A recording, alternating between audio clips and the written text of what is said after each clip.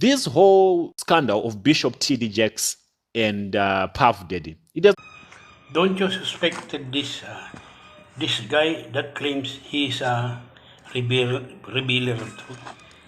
He calls out all of the black servant of God, even in the United States. Why is that? Because this guy is just a fraud and he's a part of secessionists try to discredit the miracle of God. This guy can't even consult the demons or the wizard like Darren Brown just to discredit the miracle of God upon those servants of God.